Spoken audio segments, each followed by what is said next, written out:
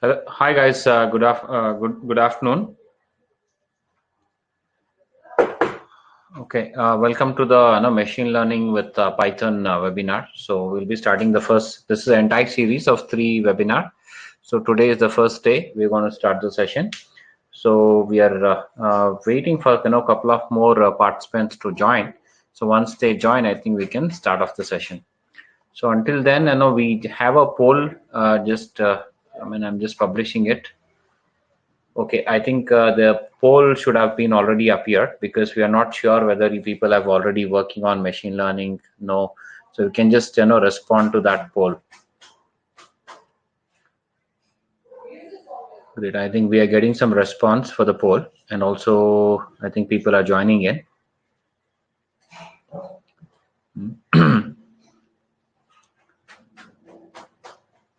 Great. So most of them, they say that they are new to machine learning, and as of now, whatever the response what we have got.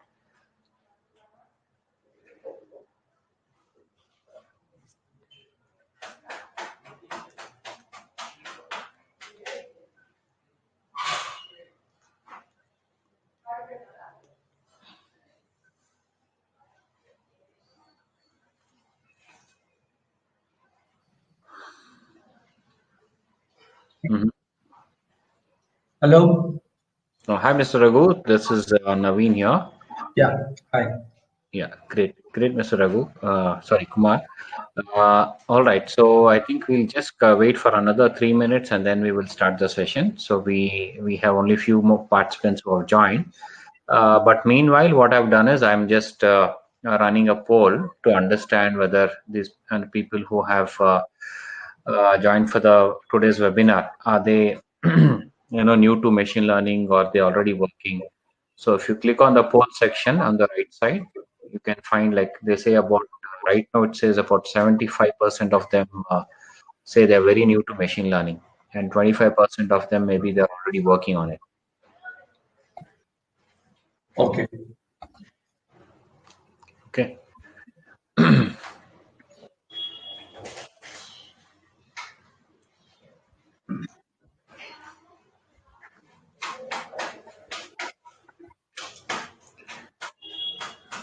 Right. So before we could start off, I'll just give a little, intro about the company and also our SME who's going to deliver the machine learning training today. So by then, I think we'll have enough participants to start the session.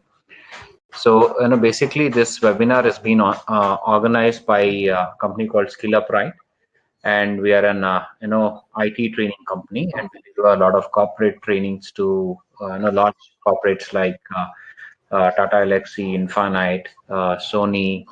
We also deliver training for all states, Scient, and many more organizations. Similarly, also, a lot of individuals come and take a training with us. So we have done trainings on Tableau. We have done a training on machine learning by using Python. We have done AWS training. So we keep delivering training. And if any time, if you have any interest to join any of the program, you could always reach us out. We will be happy to help you. Otherwise, most with your corporate L&D, the way the L&D has reached and shared the details with you, we usually do the trainings to them whenever you have any requirements. So that's about the company. All right, I think it's almost getting to 5. So I'll just give a quick intro about our SME. Maybe he can tell himself in much detail. So we have Mr. Raghu, who will be the machine learning trainer for this entire series, starting from today. Tomorrow we don't have a webinar. Again, day after tomorrow, and the next day we have today's 15th, again 17th and 18th. So Raghu will be delivering the entire webinar series using today. On this machine learning using Python. So Raghu comes with very rich experience. So he has about 24 years of work experience. So initial days he was a professor in an engineering college, and then later he moved to IT industry, working with large corporates. And then right now he's a freelance consultant, works on freelance projects, and also at the same time he delivers trainings to corporates, a lot of college students, and many more is what he does. Okay, this is a quick intro about him. So he will, in detail, he will tell us about his experience. So Mr. Raghu, maybe you can take over from here. Okay, sure. So thanks for the introduction, Mr. Kumar. So let me share my screen. Can you please confirm whether you will be able to see this? Just a minute. Okay. Yeah, Mr. Raghu, I'm able to hear. I think by mistake I muted you. You have to unmute yourself and maybe you have to talk. Mr. Raghu, I muted you. You may have to unmute yourself. On the top, maybe you'll find the audio button. Are you able to hear me now? Yeah, I'm able to hear. Okay. Okay. So today's session is about, in this series, just to introduce you to the Python. The session is called as Python in 60 minutes. So we will see like, okay, I think already we are there 6 minutes into the session. So today's session, I will be talking about Python and what are all the benefits of Python and what is that we have to do to get started with Python, and also a bit of coding introduction so that you can get started with Python. So that is what is the agenda for today's session. And coming about my introduction. So as Kumar has mentioned, I have done my BA and MS. I have around 24 years of experience and worked in multiple companies like CSC, ICSC group of companies. Now it is called as entity data. I work with various domains into BFSI, and also I involved in executing many large government projects. So where we have set up a big data warehouse kind of a thing, or and then we started analyzing the data and all. That is where from my experience started with data analytics.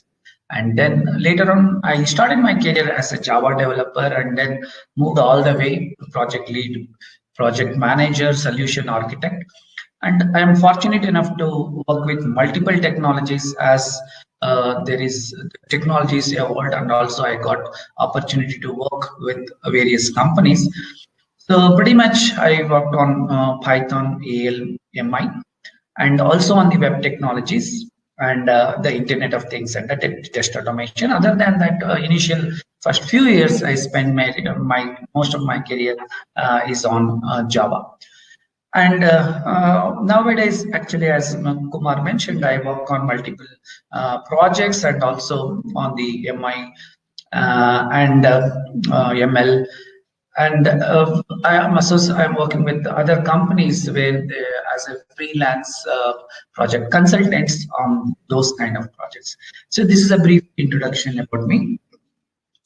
So coming to the agenda of today's thing, what we are going to do is we will be just giving you an introduction about Python. So everyone wants to learn Python. We may be from different streams. So you may be from different streams. So some of you are into core IT, some of you are into IT support, some of maybe you are just into testing. So now everyone wants to learn Python. So why it's happening? What is the reason? And Kumar here. yeah. Yeah, I think your screen is not shared. I mean, you need to share it once again. Again, one more time. Just I shared it. Let me see. Okay, again I have to share. Okay, I think maybe. Okay, are you able to see the screen now? Now it is visible. Okay, fine. So now, why people are getting into this, and what is that it has made people started getting started with learning Python, and that is what we will be discussing. And also, what kind of applications are being built on top of Python or using Python, and why should I learn Python? And then we will do a bit of code, like starting with installing in a sense. I will guide you like how you can get started with Python, and also we'll get started with the basics of Python. So it would be good enough for you to get your hands dirty by doing some kind of a programming. That should be good enough. So that is what we'll be keeping this for around 60 minutes. So with that introduction, so let me get started with this.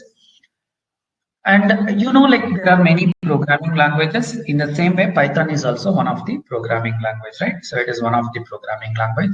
And we say it is a high-level dynamic object-oriented programming languages. So programming languages like C++, Java, Python, we call them as the object-oriented programming language because here you can model the real world things as an object. So real world could be like, so you're working on a banking project, you're working on an insurance project, or you may be working on any industrial projects. So where you want to get them, model them using the object-oriented programming, then you can use this. So let me just close the bars. Yeah. So this is where you can model them so that you can, once we know the real world thing, so if you model it on that way, so then your understanding on the domain and also usage of that becomes quite easy. And also how different entities interact with each other. So that is where we are going to use the object-oriented programming languages. So you may be aware of many programming language, but Python is compared to other programming languages, it is easy to program and to read also. And it started with similar to Perl, and it has powerful typing and object-oriented features. So what is that and all we'll come to know in a while. And Python has, as we start writing the Python program, it has different extensions, .py, .pyc, py, dpy, and all. So it has a clear syntax, and that clear syntax is coming through in the form of indentation. Also, we'll be learning what is that. And this is great for the text processing. So nowadays, information is coming in, a lot of information is coming in the form of a text. So it's really good for the text processing. So when we are working on the Python, there are different implementations. So when we download the Python, so we can go to a website and we can download Python. It is free as well as it is open source. So by default, what we download, there is an implementation of the Python which is done in C, and we call it as the C Python. So C Python is one of the implementation of the Python. That is the de facto reference of the Python implementation. So when we go to any website and we download, if I go to this thing and net and then say download Python, so the first thing whatever we download is nothing but C Python. This is not held by any company or any, this is an organization. So when we go to Python and when we download the Python, see here, this Python which we download. So this is all, once we download it on any operating system, this implementation, default implementation, we call it as, this is called as the C Python. So this is the implementation we are having. This is called as the C Python. And there are different kinds of implementations are there. There are Python implementation like PyPy. It is just a bit faster compared to the C Python. And also there is Python which is running on the .NET. We call it as Iron Python. And also it is running on JVM, Java Virtual Machine. There is something called Python. Also Python could be used for running programs on microcontroller, so we call it as micro Python. So there are different flavors of Python available, and for this demo I am using what is called as Anaconda Python. So I will show you like how to download the Anaconda Python and how to get started with that. And like broadly many programming languages are classified like this: compiled, interpreted, and hybrid. So, like compiled programs like C++, Objective-C and all. So where a compiler compiles the program and converts into a executable, right? So where the program is read from the line 1 to line n. And the compiled program, like they are much faster, but only the problem is like debugging is a problem in the sense, if there is an issue in some line, the compiler has to read through all the lines and then it is going to throw error. There are another set of programs which we call it as interpreted, like PHP or JavaScript, where you can read, it reads one line, it executes, reads one line, executes. So here the interpreter does like that. So when it does like that, actually there is any issue or any error, debugging is easy. But at the same time, these are a bit slower. There are some set of programs which are hybrid, which want to make best use of both the words. So like compiled as well as interpreted. Python and Java, C Sharp and all, they are part of this particular kind of the classification where it is called as the hybrid programs. Why I am telling you this thing? Because of this hybrid programs, so you and also you can run it the compilation is in 2 steps, like the way we use in Java. We call Java, we have JVM, Java Virtual Machine. Similarly, Python has some Python Virtual Machine. The compilation and then the execution happens in 2 steps. So because of this 2 steps, it's easy to run this program, or you can run this program on any operating system. So that is what is the advantage of using this. So you can run like the way you run Java on any operating system. Similarly, Python program can be run on any operating system, which means write once and run anywhere. So you need not to rewrite the things for the other operating system or any other architecture. So it is not so. That is one of the advantage. Second advantage is Python is open source. So as we are using it like an interpreter, the source code is available. So as the source code is available, people started exploring, experimenting on the Python, and they started developing a lot of libraries. So that is where the Python has a lot of advantage compared to other programming languages, and it is also open source. So the thing is, like, source code is available public, but it is quite slower. But in order to make it faster, there are different implementation of the Python which makes it a bit faster. So that is what is the advantage here. And that takes us to the features of the Python. What are the features of the Python? As I said, it is portable. Portable in the sense you can run it on any other operating system. It is free and open source. It's interpreted, debugging is easy. It is object oriented, so you can model the real world things into the object oriented programming, and you take the advantage of the concept of the object oriented programming, like inheritance, polymorphism, and things like that. And compared to other programming language, it is easy, and it also has the graphical user interface programming. And the main advantage is the availability of the large library.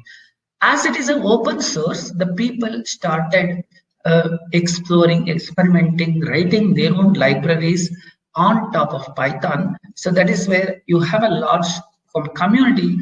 And if you want to get started with something, you need not to start from the scratch. So there will be already some kind of a reference or some kind of a program is available, which you can take and you can modify and you can execute. So having said that, it's being used in many companies and their products, like you say YouTube, Quora, Instagram, Pinterest, Spotify, and then Flipkart, Slack, Uber, Cloudera, Zenefits. So many of their product suite or some of these applications are already using Python. And if you look at any survey where you search for any top 5 programming languages, you can see top 5 programming languages in 2020, 2021 or anything. Python is there at least in the top 5. If not top 1, it will be there in the top 5. So again, it all based on so many things, like how many people are putting their code in the Git or Stack Overflow, how many kind of questions are being asked, how many kind of answers being given. And also the major industries and the top industries, like which are already using Python in their product suites or in their services. So from that perspective, this is there any survey you do, so there you can see it's there somewhere in the top 5. And very important thing is from the perspective of the data science. So data science, there are competitors for Python, like you have R as one of the programming and also SAS as another programming, but Python is doing very well in terms of the data science and the implementation. Many of the project implementation is done using Python, so it is ahead of the competitors as far as the data science projects are also concerned. So this slide is a bit old, but even you can see today it is their top compared to the top of any other programming language.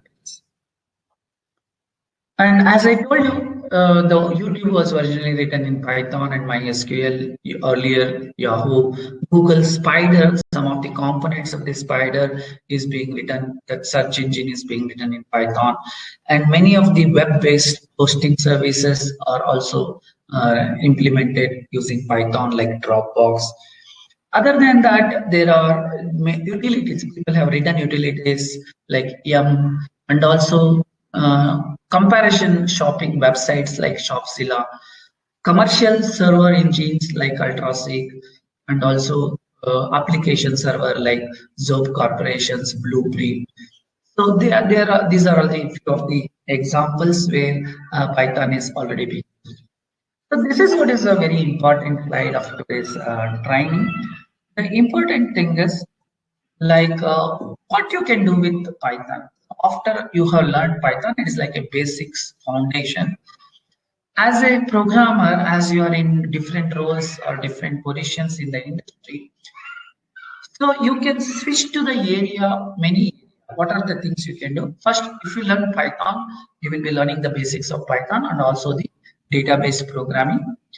And also you will be learning the graphical user interfaces where you can do something like a calculator kind of a program or like your Excel kind of a programming. I mean, graphical user interfaces. That is the basics of Python programming. So once you learn that, it is like a generic programming language, just like any other programming language. After that, let us say you want to get into web development. Then there are libraries which are there on top of Python. You can get into this, say like Flask, like Django. So these are the libraries which are there on top of Python. These you have to learn, or these are the frameworks which are there. Rather than libraries, they are the frameworks which are there. So you have to learn so that you can get into the what you can call it as the web application. Let us say you wanted to do some kind of a system utility. So you want to get into DevOps kind of a thing, where you want to write the utilities for like managing servers, copying the files, running some server, checking the uptime and things like that. You can do it using Python. So Python is one of the very important programming language as far as the DevOps is concerned. Other than this, let us say you want to get into the data science or the machine learning. So again, it's very good. You can get into artificial intelligence, machine learning. So where you can, there are a lot of libraries available in Python, which helps you to get into the role of a data analyst or data engineer, or you can be like those kind of roles you can get into. Other than that, very important area is the image processing. So surveillance, security, healthcare industry. So they actually rely heavily on reading the data, understanding these images, and then analyzing and then predicting. So you can get into that. Other than that, if you want to be like embedded programmer, like you want to get, you are in electronic industry, you want to continue to be in electronic industry, or like now Internet of Things are coming up, right? So Internet of Things, India is going investing a lot of things, big way in Internet of Things. Other than India, also elsewhere in the world, also these kind of projects are there. So you can get into the embedded programming. Earlier we used to do in C, C++ kind of a thing. Now you can use Python or MicroPython, as I told you, for embedded programming, or Python directly itself running on some other things like Raspberry and all. So this is where Python you can get into. And also you can do some kind of web scraping, like many of the website where a lot of information is available in the website. We have to scrape the data, we have to populate and put it, and we have to create some kind of a repository, and then that can be used for further analysis. So we can get into that. If you are into testing, now you are in testing. Let us say you want to get into automation, test automation. Many people want to do test automation. They are into manual testing. So you can start your test automation journey with the Python, and Python plus like Selenium if you want to get into web automation, and robot framework is that is also you can use along with Python. I have not seen a programming language which is being vastly adopted in to solve different kind of problems and to solve different kind of use cases than Python. So that's why, friends, a very important aspect of learning Python is, you see, when you are working in projects, like you are put into different kinds of roles. Suppose you are into data science, and still they may ask you to do some front end the web application development, because finally the outcome of data science is you have to present to the end customers, right, through mobile app or through web apps. So you can get into that. So this is so vast, and many libraries are available, and you can get started with it. So important step today is to take the decision that you want to learn Python as a generic programming language, and based on the project you can move into any direction. So suppose say you're working on one project, let us say that project closes and you want to switch to another project. There is an opening, but again related to Python, but may not be similar to your project. Then also there is a chance of getting into that project if you get started and learning Python. So this is the very important aspect of Python. Now the question is, why this now? Because the Python has started long back, but why it is happening now? Why Python is becoming so? Why people are talking about data science, data analytics, and machine learning and all those things? The main thing is the availability of the data. So now people are creating data, machine is creating data, sensors are creating data. So much data is available, and business wants to know, the industry wants to know how to make use of the data, and they want to know themselves the data which is coming in from various sources. So are they able to reach their customer? What customer is talking about their business? Okay, so what is that feedback from the customer? They want to understand, analyze, and then accordingly tweak their business model and tweak their products and services. So from that perspective, it is very important. One is the exponential growth of the data. That is the first thing. Second very important thing is the improvement in the hardware. So hardware is getting improved everywhere. Every 6 months, every 3 months, there is an improvement in the processing capability, processing capacity. Because of that, now Python is becoming very prominent, and also data science or machine learning is becoming very prominent to solve those kind of problems. So if you look at this slide, so you say new use cases of Python are the major growth driver for increasing the demand in the Python skills, be it weather forecasting kind of a thing, scientific analysis, again like pandemic like corona and all, lot of experimentation, lot of studies, analysis needs to be done, or going for the targeted advertisements, or in BFSI, risk management, risk analysis and all, very important aspects. So there are libraries which are developed to help to do all these kind of analysis. So that is where these use cases are emerging because of the various reasons as it's stated here. So there are many packages which are built, many libraries are which are built on top of Python to help these things. Like for example, Pandas or Matplotlib or like SciPy, Scikit-learn. These are the libraries which are built to solve the problems in different areas. So that is what is the major growth driver for the increase in the demand of these skills in the Python. And as a lot of adaptations of Python is that it is being used in Forecast Watch, AppTexas is a real-time online advertisement, Altis is the risk management company, Los Alamos, again it is a national laboratory which is also using Python in long terms.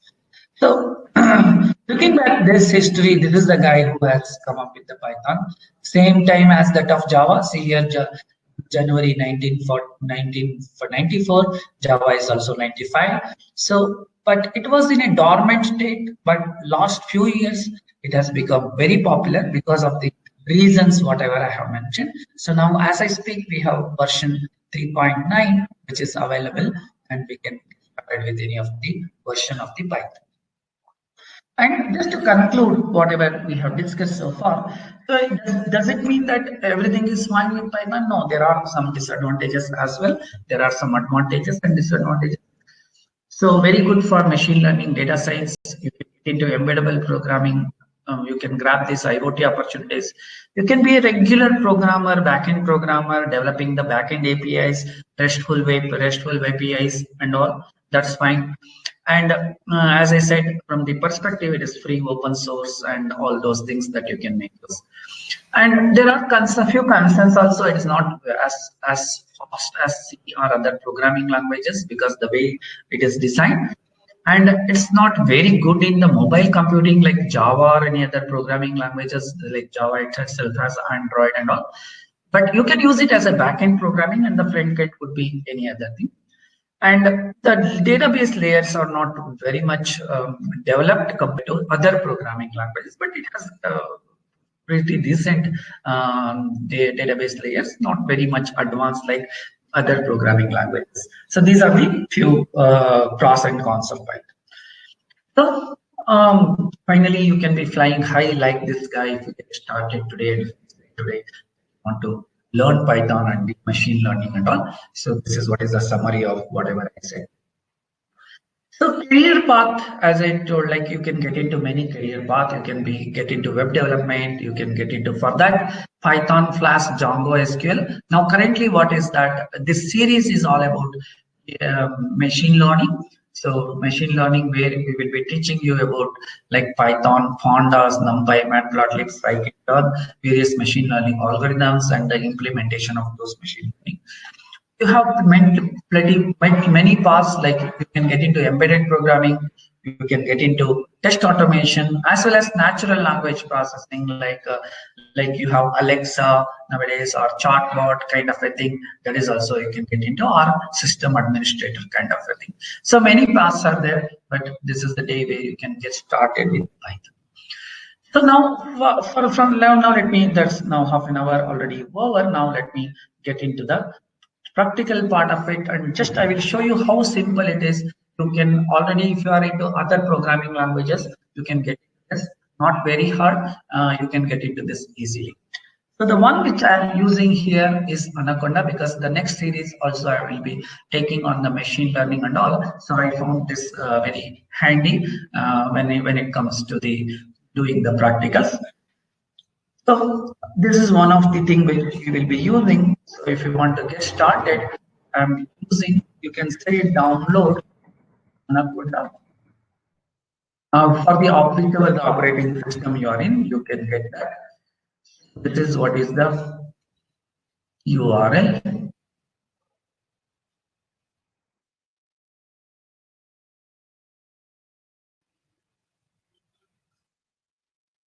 Okay, so this is what is the URL where we can download this and install this. If you come down,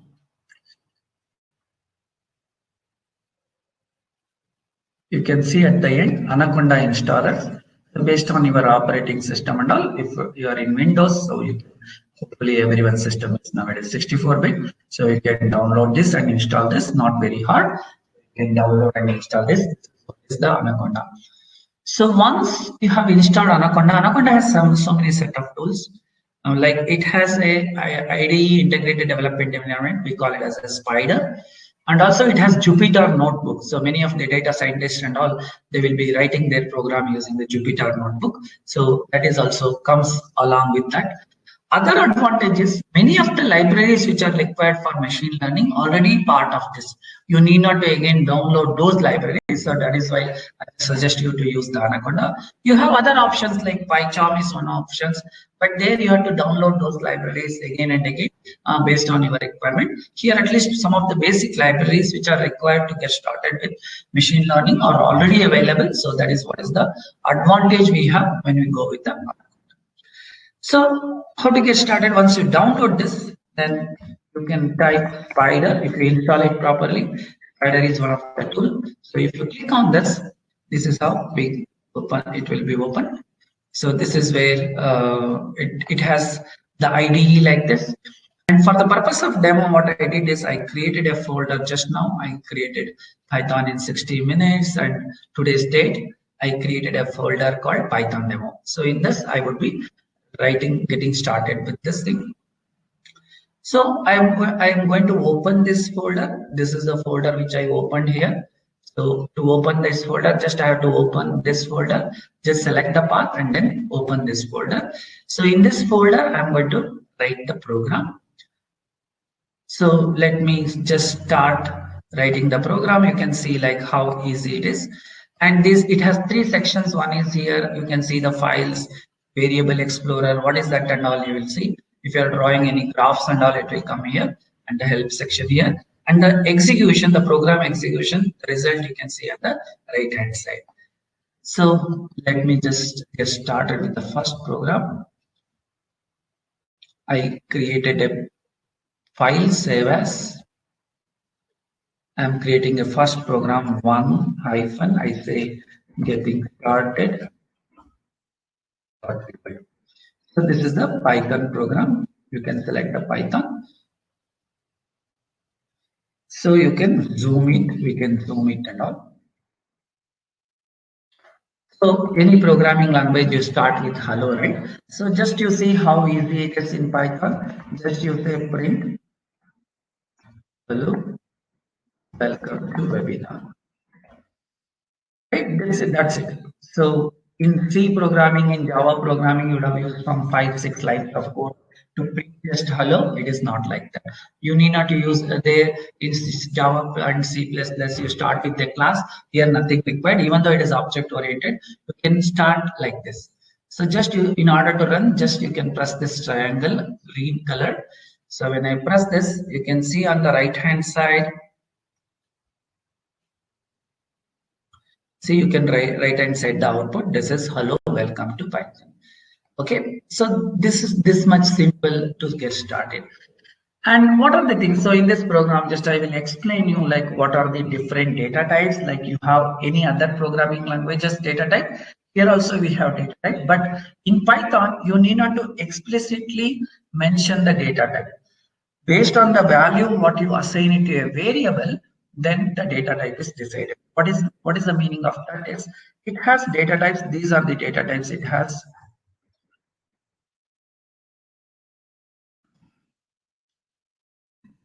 So it has data types like str, string, and then int, and then float, and then bool. These are the basic data types we have. And then you have some advanced data types, or you can call it as data structures. You have list, you have tuple or tuple, and then dictionary, and then you have set. So compared to other programming language, let us say I want to define something. I say course, I say machine learning. See here, as you know, like course is called as a variable and machine learning is the literal where we are assigning it. So here course, other programming languages you would have written something like in Java you should have said string, or like in C++ character array, C character array. Here it is not like that. Directly you define a variable, assign it, and then can print it.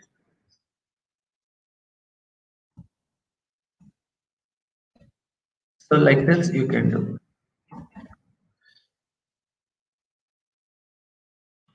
Okay.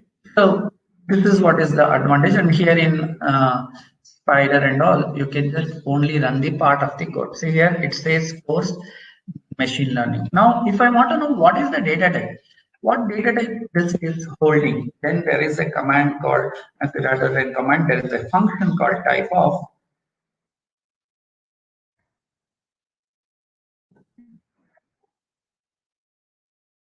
Type of code. So this is where you come to know, like based on whatever the value we assign it, it is going to decide what is the data type. So it is dynamic in nature. See here, it says it is a string. Why it is string? Because this value I put within double quote or single quote. If you put any value within single quote or double quote, it is going to treat it as a what you can call it as a string.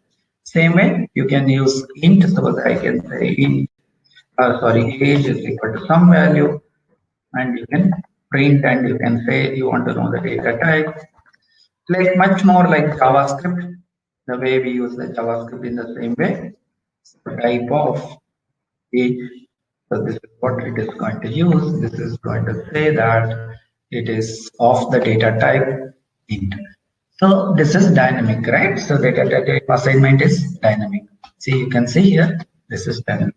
So like these are the basic data types, and then the float is the, as you know, the fraction, and the bool is the boolean value. It takes two values, true or false. T is capital, F is capital.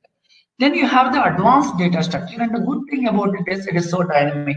Like it is list we have, it is compared with the array in other programming language, but it is much more than that. Suppose I want to have a list of course, so you can do something like this. Suppose like Java, Python, machine learning, ML, like this. So these are all the codes. This is like an array, right? Other programming, but here it is dynamic array. So as I keep on adding the data, it gets the size get increased, and also one more thing is it is heterogeneous in the sense the arrays in other programming languages. What is that? It is homogeneous. Means if you have string, you have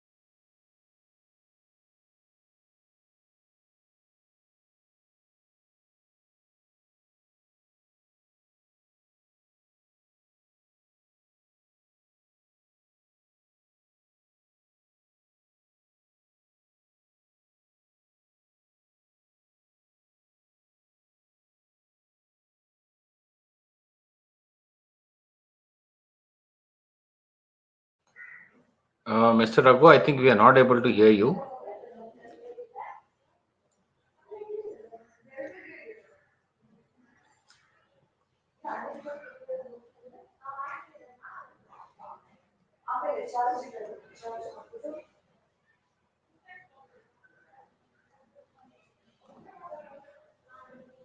Hello?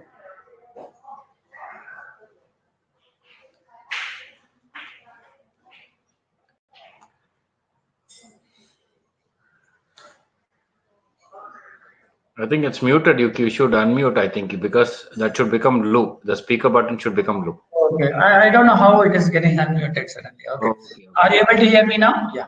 Now it is okay. We are able to hear. Okay. Okay. I don't know how suddenly it is. Okay. So these are the different data types we have. Like this is a tuple and a dictionary is a key value pair. Suppose you come across with many a thing which is key value pairs. For example, your name and your Aadhaar number, your name and your mobile, things like that. Okay. So suppose the telephone directory. So it is like this is what we call it as. Suppose I have Raghu and my mobile number. Like that. So this is what is we call it as a dictionary. So these are the various data structures which we come across, and then you have a set. Set is nothing but a so dictionary key value key should be unique, and then value can be anything. In case of a set where you cannot have a duplicate value, suppose it is some num set, and again it is represented like this. So this is how you can start with this building blocks. This is the data type. So this is how you get started with the programming languages, starting with the data types. So not very difficult in Python, very simple. So once you started with data type, then you can move to the other programming languages, other things like operators and then loops and then loops and functions, and then the what you can call it as object oriented programming. So I will quickly try to demonstrate in another 5 to 10 minutes. So next we have what is called as operators.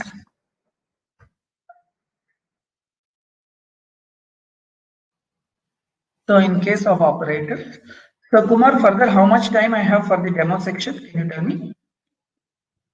You have another 15 minutes. Okay, 15 minutes for demo, right? Okay. Yep. Yeah. Okay. After that, we have a discussion. We can have discussion, right? Sure. Yeah. Fine. Okay. So operators, like other programming languages, here also we have operators like arithmetic operators.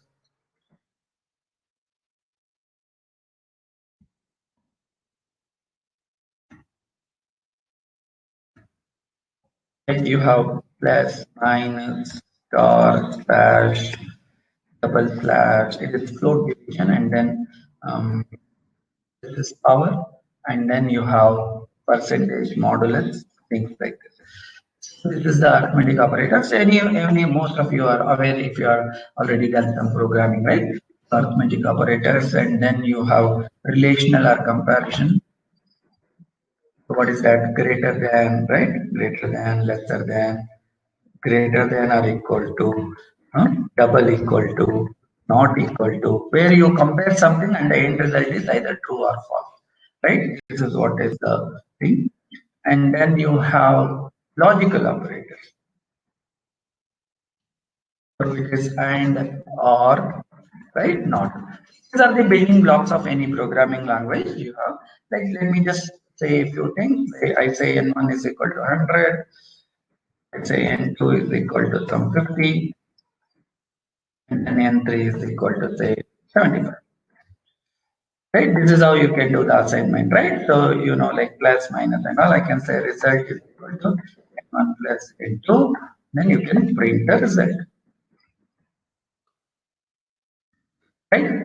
So this is how you can get started with this thing. So simple, like it is almost like the way we do in a calculator, right? Then you have star plus and then I will show you like logical operators to check whether something is greater than or anything. So I can say result is equal to n1 greater than n2. Yes, right? N1 is greater than n2, right? So the result is true. It is going to return true. So this is how you can compare. This is how you can compare result is true, right? The result is true. So like this, you can use these operators and then logical operators like and or not. You want to compare two things, equations, one on the left hand side and another on the right hand side. Then you can check with the logical operators. Like I say, I have something like result is equal to n1 greater than n2 and okay, I can say and n3 greater than n2, right? So here both of them are greater, right? So left hand side returns true, right hand side left hand true of the and then the end result is true, right? So this is how you can use the result of and operator, right? So this is how you can use it.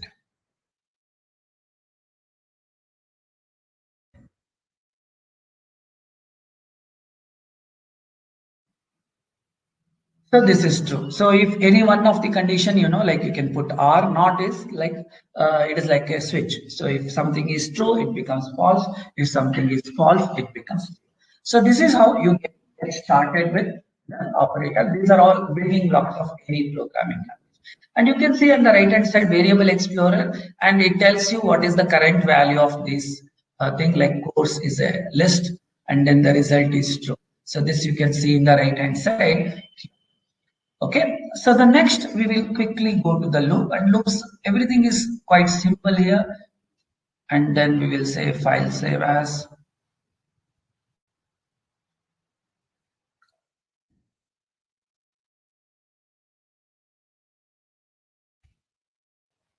So like any other programming language, here also we have two loops, while and for loop. Here comes the concept of indentation, very important. It is not there in few of the programming languages which we are all well versed with, or we started our career. Here is the concept of indentation. So let us see that. Suppose I want to print from 1 to 10. So what I'm going to do, I say I'm starting with the number 1.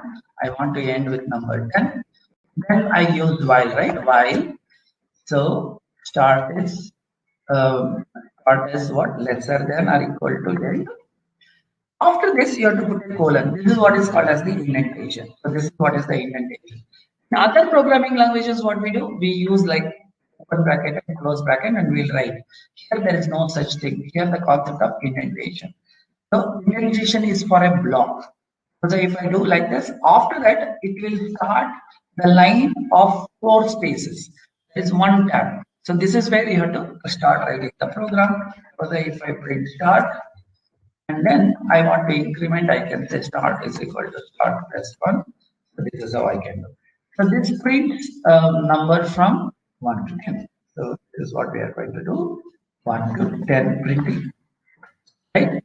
So this is how you can start with Python, and the concept of indentation is here.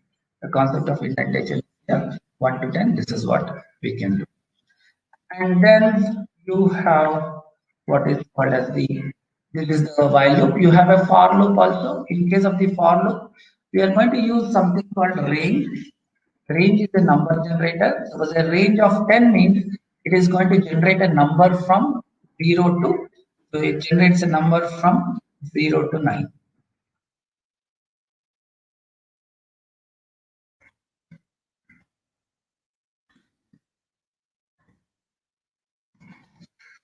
So this is what it is going to do. It is going to generate a number from 0 to 9. So when you are using this range. Okay, so now let us see how do we use the range along with the for loop. Same thing I want to do. I want to print from 0 to 9. Let us say for I in range of 10. Then I say print I. So this is what it will be printing. So it is printing 1 to 9. 0 to 9. So 0 to 9 see here.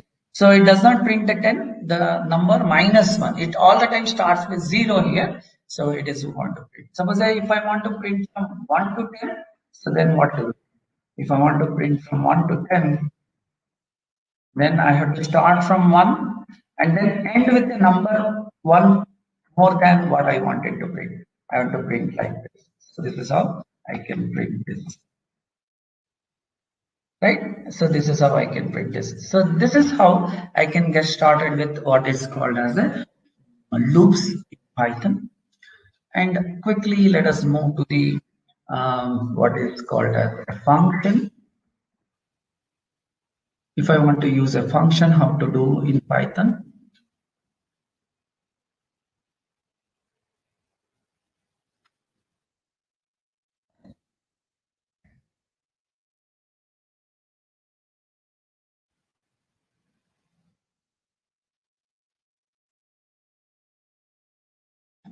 So if I want to do something function in Python, so this is how I'm going to use it.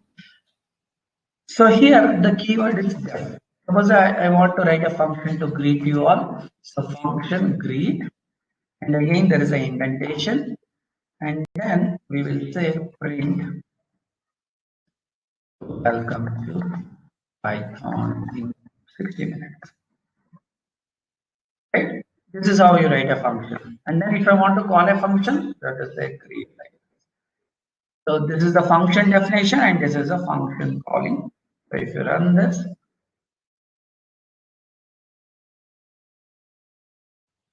so you can see welcome to Python in 60 minutes. So this is how you can write a function.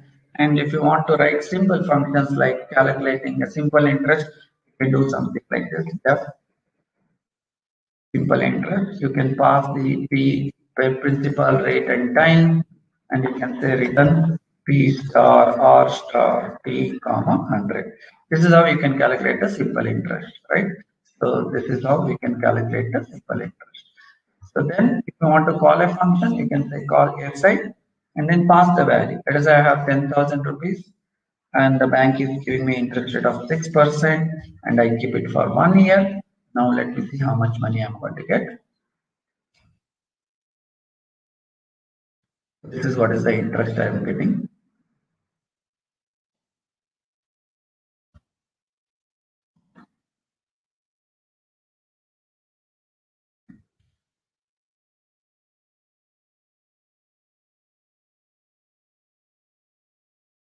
So this is what is the interest I am getting.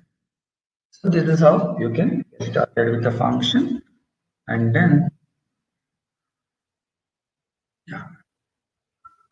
Similarly, if I want to get the user inputs, suppose if I want to get the user inputs, you can use the input, like I want to ask the user to enter all these values. So then we can have, let me ask the user what is his age. Based on this age, I will tell whether he is eligible to vote or not, something like this. Then we will say age is equal to input, enter your age, and then I convert this into an integer, because by default, whatever the user enters, it is taken as a string, and this is called as casting, converting from one format to another format. Now what I will do, I will say if age is greater than or equal to 18, then I can say print you are eligible to vote.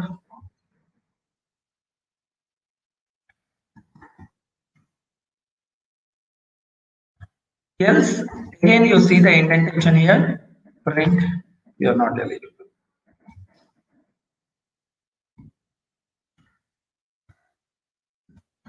Right?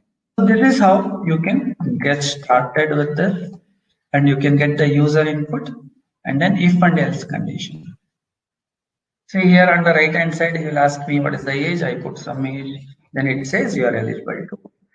This is how you can do this, what you can call it as a function, defining a function, calling a function and all. The last one in this demo, I will show you an object-oriented programming where you can create a class and all. Let me create a class.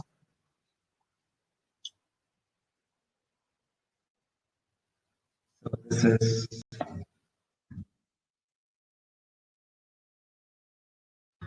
let us say I want to create a class like an account. Let us say I want to create a class like an account which has some functionality like, what is that? Functionality like deposit, withdraw and all, or check balance. So how can I create that? So that this is object-oriented programming. Then I start with class, in the name of the class, account, right? And then you can add a method. Because first you have to open an account, right? But then just you can say open account by passing some value, by giving your, say, your, the first parameter here itself, you give the name, email, mobile, right, and address. You give all these details, bank will process your this thing and it is going to return an account number. And we have to say something called self. What is self and all I will tell you in a while. What we are going to do, self dot email is equal to email, self dot mobile is equal to mobile, self dot address equal to address. And it is going to return an account number. Let us say I just hard code a value now. Now I say self dot account number. In actual scenario, they are going to actually generate randomly account number and then they are going to give you based on the policy of the bank. Okay, so this is what it is going to do. So here we call this as the local variable and this is the class variable of the instance variable. This is similar to this in Java. So where I'm going to convert this local variable to a like a instance variable. This is what I do. Now what I'm going to do? Let us say I want to increase the balance. So suppose let us start this a zero balance account and then I will do the deposit. Yep. Deposit and then tell what is that we are going to do. Here we are going to the deposit is what I want to pass the account number, right? Account number and then the amount. So what is going to happen when you do this? Your balance will increase, right? We can say return self dot balance, or we can write in two steps. I can say self dot balance equal to so self dot balance plus amount. Suppose I'm depositing 1,000 rupees, and previously my balance is 10,000. Now 10,000 plus 1,000 is added, and it is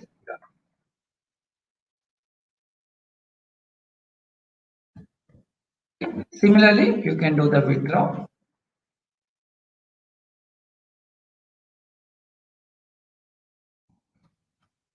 Now only the thing is minus, right? So now you want to check the balance, right? Sometimes you want to check the balance. What is your balance?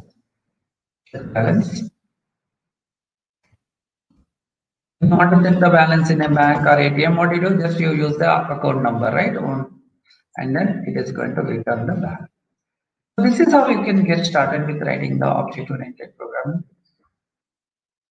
in Python. So what we have written is a class. Class is like we call class as a like a blueprint. Suppose in civil engineering, before constructing a house, you have a plan, right? Similarly, here it is like a plan or a blueprint. The actual house what we construct is an object. Similarly, the actual account you own is an object. This is a class. So now how to create an object? So just I say I want to create my account. So account 1 is equal to, I say account. And I pass all these details. What are the details? Name, email, mobile, and address.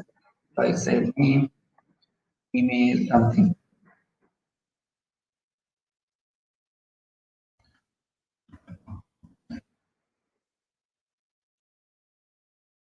So mobile, some number, and then address, some. Right? So this is how what we can do is we can pass. So it is 1, 2, 3. Okay, this account is capital account. Right. This is the account I'm going to create. And then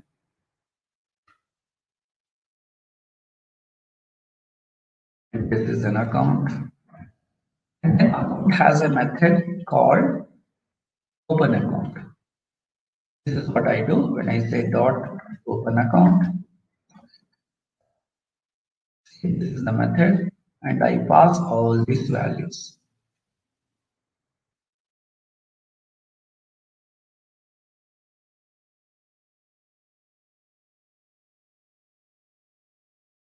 So when I call this, you can get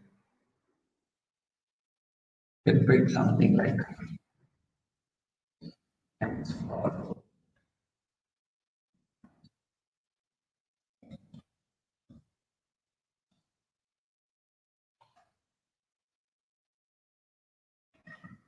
your account number is so and so.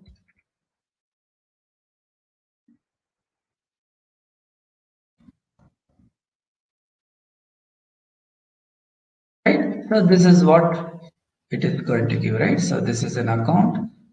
Yeah. So this is the account number actually. This is the account number.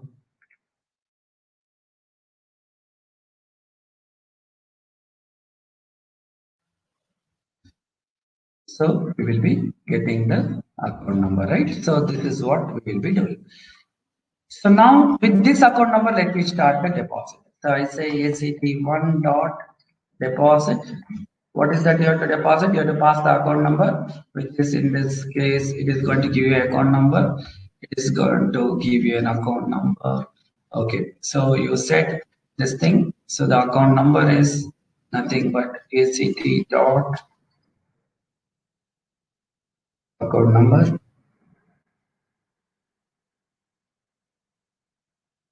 And then you pass, let us say, you pass 1,000 rupees. Okay, this is how you get started. And then it is going to give you a balance. This gives you a balance. And then you can say balance is equal to this much. And you can print this.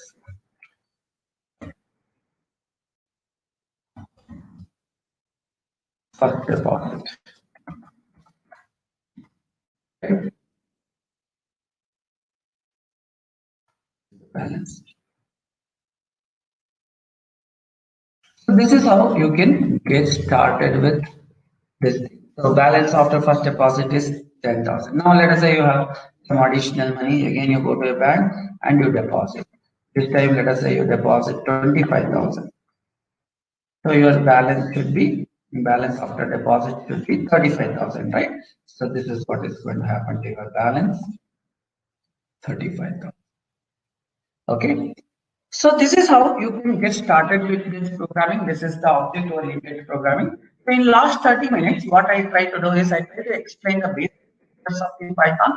We get started with, just to summarize, we get started with the basic concepts like data types. We have data types like string, integer, float, bool, and then the advanced data type. This is where you have to work a lot of time you have to spend on understanding list, tuple, dictionary. It has many functions and all. That is what you will be learning. Then we started with the operators, arithmetic, logical, relational, and then the loops, the while loop and the for loop, and then the functions, how to create a function, how to call a function, and how to get the user input, how to use the if and all, and then finally the object-oriented programming. Okay. So with that, I come to the end of this session from the perspective of giving you a brief introduction about the Python, as well as how do you get started with Python and all. So hope you enjoyed today's session. If you have any questions, you can put it on the chat window, and then I should be able to address those questions. Over to you, Kumar. All right. Thank you very much, sir, for delivering this such a fantastic session. So participants, if you have any questions, like Mr. Raghu said, you can start, posting it on the chat section. So he will start answering. And meanwhile, if you are interested, basically you will be wanting to have the recording of this webinar. So what we have done is already we have provided, there's a button called, webinar recording link. You can actually, click on that and you will get the, it will take you to the another page. So Okay, I will stop sharing. I think you can show us okay. one video. Yeah. I don't think so I'll be able to share that because everybody will have above the chat section. I think there is webinar recording link, but Okay. it'll close this and it'll take you to the recording page. Okay, so no worries. Anyhow, I'll just start sharing my screen so that you can. I'll let you know where you can find the recording. Okay, I stopped sharing. Yeah. Okay, okay.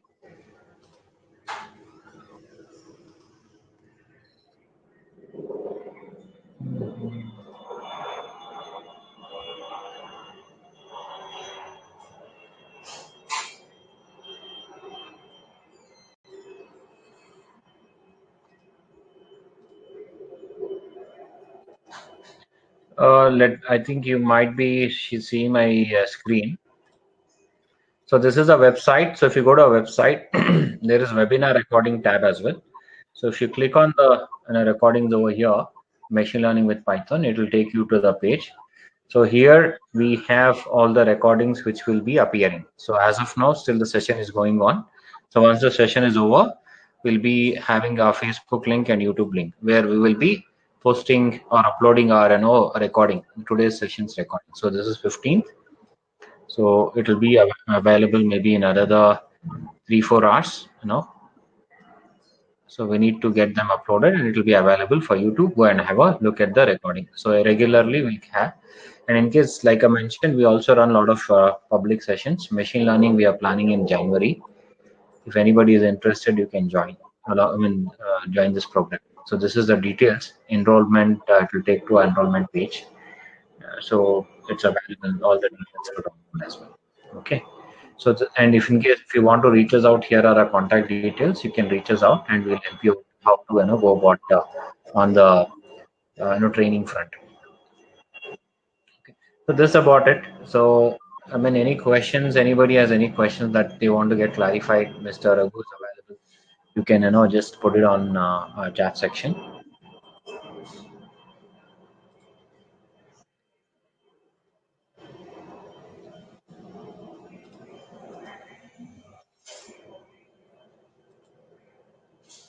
Okay. So if anyone has any question, please feel free to ask and type it in the chat section. I hope I will be able to address them.